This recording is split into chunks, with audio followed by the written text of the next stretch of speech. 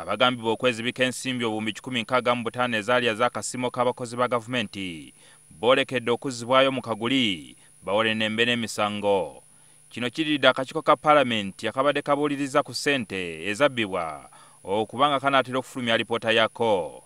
So we will be giving a report to the Parliament of Uganda latest by 30th of August, hopefully, and we think that Parliament will support our recommendation that this matter be reinstated. Sentebe wa kakiiko Alice Alaso atubuulidde nti abaddeko n'akafubo n'omuwaabi wa gavumenti Mike Chibita ne bakkaanya nti omusango guddemu okutojjera nate. And certainly the DPP has no objections. He will be reinstating this case. Ng'ennaku z'omwezi 8 omwezi guno, Paalamenti yayisa etteeka erikkiriza okuwamba ebyobugagga byabo ababufuna mu kulya enguzi.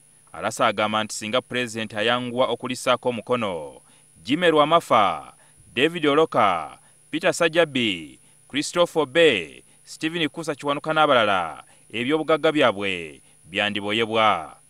I think that this should be the first instance where that law will be applied. This is not about flogging a dead horse, no. Oloka bwe yalabikako mu kakiiko yabategeeza nga bw'alina ettaka lya mayiro 5 e Luweero, ente 1200 n'ebyobugagga ebirala bingi. I told you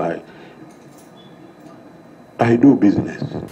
That some people will be accounting for defrauding the pensioners and the taxpayers of this country. Alaso wabula yeemulugunyiza ku alipoota ezikolebwa ku buli bw'enguzi mu kakiiko naye nga teziteekebwa mu nkola. As public accounts, by yesterday evening, we have presented to the Parliament of Uganda over 33 new reports. Jingo Francis, NTV, Akawungeezi.